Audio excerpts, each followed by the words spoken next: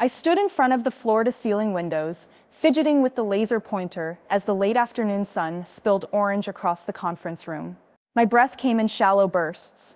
I'd rehearsed this pitch 100 times, but nothing prepared me for the moment when Blair Stanton leaned back in her leather chair, arms crossed, and said, "I'm sorry, Alex, but your concept is undercooked." My stomach convulsed. Undercooked. Not too early stage, not too expensive, but undercooked, like a souffle that hadn't risen, or oatmeal that still had raw oats. The words echoed between the glass walls as my slide deck flickered to the next chart, projected user growth with 0 metrics, revenue curves drawn in red pencil. I swallowed and managed a smile that felt brittle. Undercooked how exactly? Blair tapped a manicured fingernail against her notebook. She'd flown in from New York for this, one of the top angel investors in the region. Her track record was formidable: 5 successful exits, 3 back-to-back seed rounds, dozens of founder-friendly articles in TechCrunch and Forbes. In her gaze, I saw amusement, skepticism, curiosity, not encouragement. "Your user problem is a broad brush," she said. "Total addressable market looks huge, but you haven't drilled down on a specific pain point. Your prototype is a few static mock-ups, no live data, no working integration. Your ask is $500,000, but your runway projections are hand-wavy at best. Frankly, Alex, this tastes like kindergarten cooking, not X million-dollar venture cuisine." Her words stung, but more than that, they woke me up. I realized I'd been holding on to the idea that passion alone could persuade an investor. I blinked against the late light. "Thank you for your feedback," I said. "I appreciate your candor." She inclined her head. "Come back when it's done." Weeks later, standing under the humming fluorescence of the university's makerspace, I stripped my whiteboard clean and began planning version 2.0. My startup, Local Loop, was an app to connect neighborhood artisans with local consumers through pop-up markets, micro-deliveries, and community events. I'd sketched the UX in coffee-stained notebooks, built a simple landing page in WordPress, and gathered feedback from friends. But Blair's words made me realize I'd never validated the core flow from artisan uploading a product, to real-time availability, to fulfillment. I recruited 2 friends from the MBA program, Deshawn, a data whiz, and May, a UX designer with a flair for community platforms. We divided chores. May sketched wireframes with clear steps for creating and discovering events. Deshawn taught me SQL and Python, so we could build a basic backend. I tapped my restaurant industry contacts to recruit the first batch of test artisans, bakers, ceramicists, candle makers. I even cornered my grandmother's knitting club to test the community feature. "List your scarves here, and group members can buy direct," I'd explained, passing out iPads. By month 2, we had a working prototype. Artisans could post a widget with photos, descriptions, price, location. Consumers could browse a map, reserve items, and choose pickup windows. We built SMS notifications for reservations, Stripe integration for payments, and a dashboard showing orders and pickup statuses. 5 local vendors signed on. On a Saturday morning in April, we ran our first mini market at the park. The setup was rustic: a borrowed picnic table, tent canopy, hand-painted signs, but the transactions happened. Grandma's scarves sold out in 30 minutes. May's handcrafted candles cleared 20 orders. We texted code updates in real time as reservations came in. For the first time, Local Loop felt real. We gathered feedback over cold brew, faster notifications, auto-cancel after 10 minutes, let me rate my pickup experience. We iterated quickly, optimizing our API calls, adding push notifications instead of email, improving the map clustering for vendors. By the end of month 3, our MVP was humming, and we'd run 3 successful pop-ups, each with 10, 15 vendors and 50, 80 shoppers. Better yet, our vendor net promoter score sat at 8.5 out of 10. Our run rate revenue, though small, around $1,200 per month, showed a pattern. Each weekend event netted 15% take rate fees and brought new signups. Metrics that were once guesses were now numbers. With data in our hands, I reopened my pitch deck. Slide 1. The problem: 99% of local artisans don't have e-commerce or visibility outside word of mouth. Slide 2. Solution: Local Loop's integrated pop-up and micro-delivery platform. Slides 3 through 5. Our traction metrics, churn rates, engagement statistics with graphs colored in the team's favorite teal. Slide 6. Go-to-market strategy: partner with city councils, leverage hyperlocal marketing, integrate with community centers. Slide 7. The ask, $500,000 for 6 months to hire 2 full-time engineers, scale operations to 3 new cities, and invest in marketing. Slide 8. Projected revenue, $150,000 ARR by month 6 post-funding. Slide 9. Exit strategy, strategic acquisition by local commerce platforms, potential Series A in 18 months. Slide 10. Final thank you. Contact us. I practiced the flow, no ums, no rambling, on my living room couch until I could recite key metrics in my sleep. I booked a meeting at Copperbridge Ventures, a local micro VC known for under-the-radar seed deals. The office was minimalist exposed brick, a single fiddle leaf fig, 2 couches, and a sleek boardroom. I set up my laptop, connected to the HDMI, and waited. When the partners filed in, Josh, the cheerleader, Nina, the data fanatic, and Blair, I swallowed. The same leather chair, the same poised posture. This time, I wouldn't let myself gasp.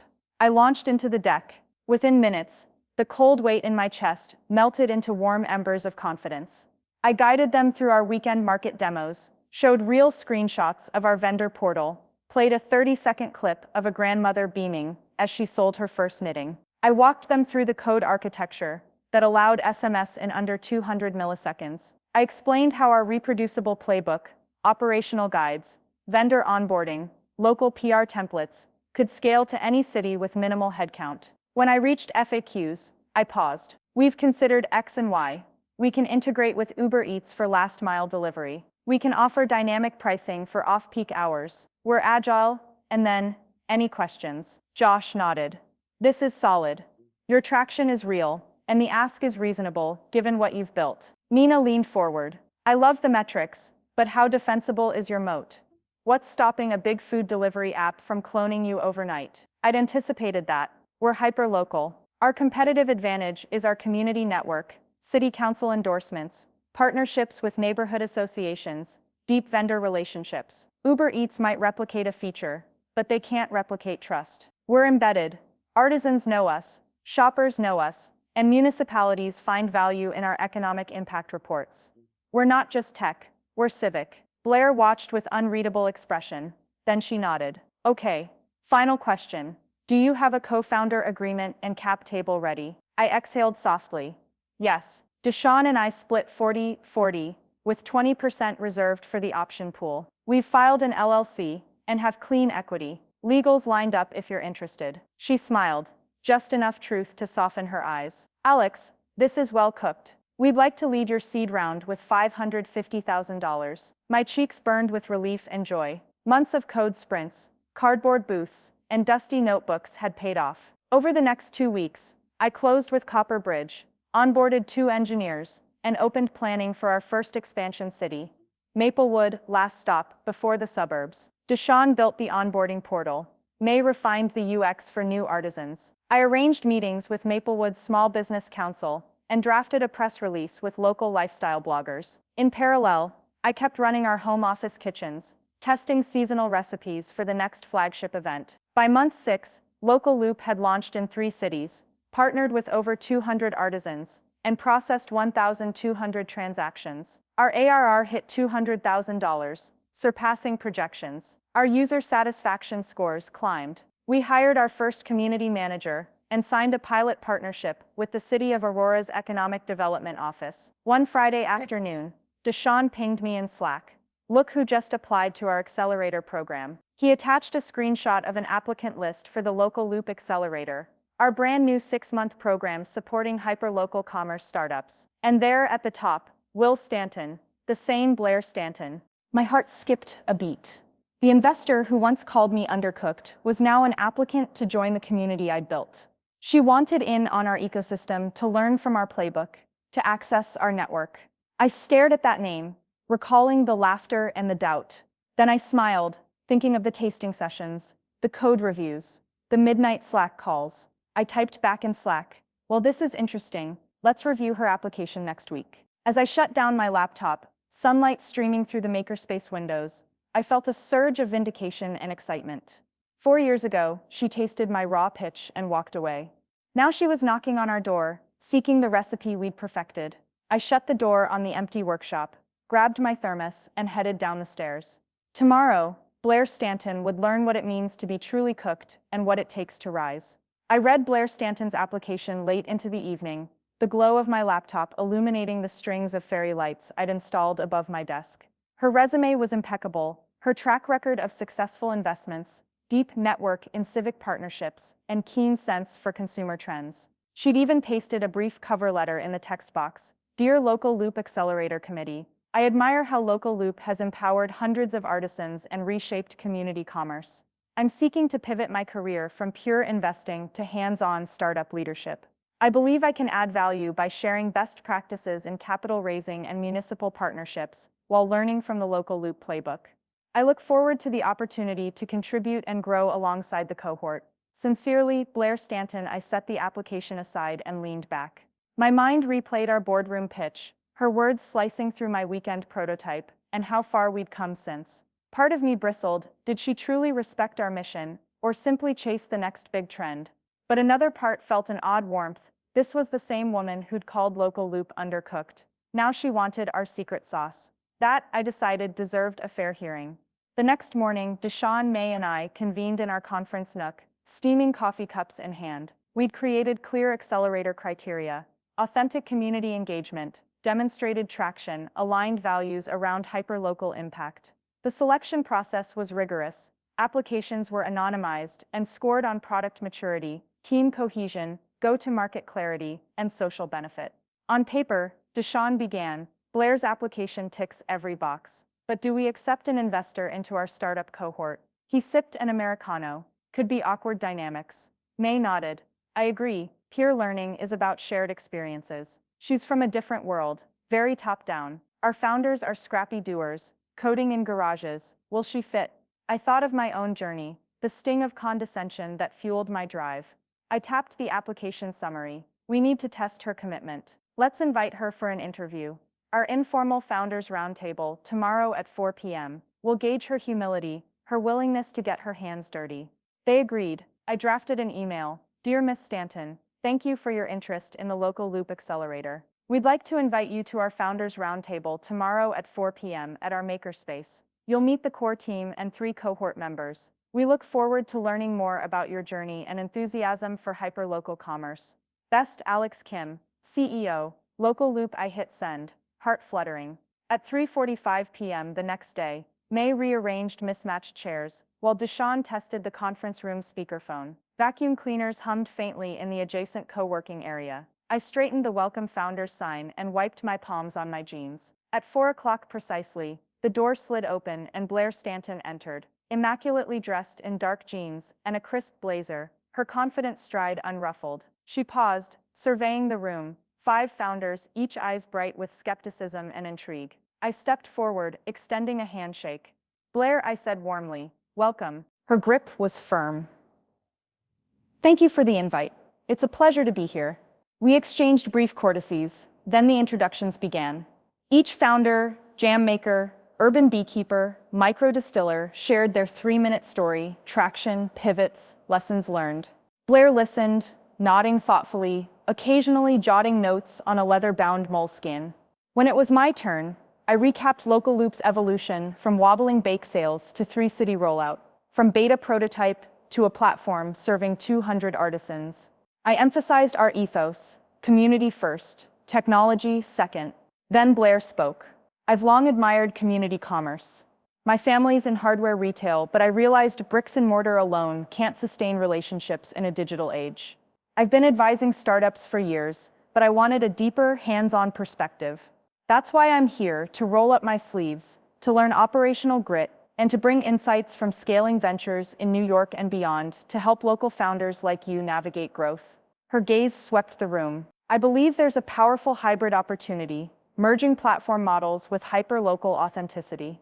I want to help you secure municipal partnerships, unlock grant funding, and build strategic alliances with regional distributors. Her words were clear and purposeful. I exchanged a look with May and Deshawn, both nodding. But then founder Jasmine, the beekeeper, raised a hand. That's impressive, but will you actually handle cold hours at outdoor markets? Internet connectivity issues, customer no-shows. We need people who faced those headaches. Blair met Jasmine's gaze. Absolutely. In fact, I'd like to join next weekend's pop-up at Riverside Plaza. I'll set up tables, man the check-in kiosk, talk to customers, troubleshoot Stripe payments on my phone if needed. I want to understand those ground-level challenges. A murmur rippled. She'd volunteered for the gauntlet. I leaned forward. Sounds like an authentic test. How about it, Blair? Show us what you can do this Saturday. She smiled, eyes bright. Count me in. That Saturday morning, the Riverside Plaza was a hive of activity, booths in bright canopies, artisans arranging wares, musicians testing speakers. I arrived early with Deshawn and May, and found Blair already there, helpfully distributing numbered tickets to anxious shoppers in line. She waved me over and passed a stack of flyers. Here, I printed these last night. Thought we could pre-announce today's pop-up on neighborhood WhatsApp groups. I was stunned. You did this last night? She shrugged. I saw a gap, no early marketing. I set up a quick link on Nextdoor. Already got 30 new RSVPs. Impressive. We spent the morning troubleshooting vendor logins on the portal. She sat beside Deshawn, picking up SQL commands with ease. She helped May guide customers through the UX on their phones. 2 clumsy finger taps and up popped their reserved pastries. When a printer jam threatened to derail pickup stickers, she calmly cleared out the paper path, resetting the feed in seconds. At lunchtime, the KPI dashboard glowed green, 25% more transactions than last weekend, 40% higher SMS engagement. Vendors beamed, sales buzzed, and Blair high-fived Jasmine over a shared shot of kombucha. The founders watched in awe. As we packed up, Jasmine approached Blair. I've got to admit, I underestimated you. You owned this. Blair laughed, brushing flour from her palm. Thank you. I still don't know what a microdistillery barrel looks like, but I'll learn. She looked at me. Any feedback? I nodded, heart full. You passed with flying colors. By Monday, the accelerator committee convened via Zoom to finalize cohort admission. I dialed in with Deshawn and May. Blair's application reopened on the shared screen. Based on last Thursday's roundtable and this weekend's pop-up, we unanimously recommend admitting Miss Stanton into the local Loop Accelerator. Her functional skills, operational commitment, and genuine alignment with our values make her an asset to the cohort. Nina, our external advisor, smiled. I'm impressed. Looks like she's earned it. Josh, who'd once defended her marketplace skepticism, chimed in. She might be the most versatile founder we've ever admitted. Investor eye, operator heart. Blair, dialing in as a surprise guest, grinned into her webcam. Thank you. I'm thrilled to join you all. Over the next 6 months, Blair Stanton became Local Loop's secret weapon. She led weekly investor insights workshops, teaching founders how to pitch, negotiate term sheets, and manage cap tables. She brokered introductions to the City of Meridian's Department of Commerce, securing us pilot grants for micro-market activations. She co-chaired our community council, a group of artisans advising on UX and pricing strategy. On coding days, she joined Deshawn at the whiteboard, iterating on feature requests for vendor visibility levels. On sales calls, she sat beside me, offering real-time feedback on partnership decks. At each city launch, she was there at dawn, setting out tents and flipping pancakes for volunteers. In the final demo day, Blair took the stage alongside me. We co-presented Local Loop's growth, 5 cities, 600 vendors, $50,000 in fees, and a 20% month-over-month transaction growth rate. Then she shared the accelerator's impact. This program has taught me that true investing is not just capital, it's community care, operational empathy, and shared struggle. She beamed at our cohort. Thank you for teaching me how to build, not just fund. As the audience rose in applause, I looked at her, once my harshest critic, now my closest collaborator. I realized how far we'd come, from that undercooked dismissal to a partnership that cooked up real change. That night, as we celebrated with local cider and takeout dumplings, I turned to Blair. You're not just in our accelerator, you're family. She raised her glass. And I'll always keep my hands on the mixing bowl. We clinked cheers, savoring the warmth of shared purpose. In this kitchen of startups, Undercooked had become overachieving, and together we'd built a feast that communities would taste for years to come.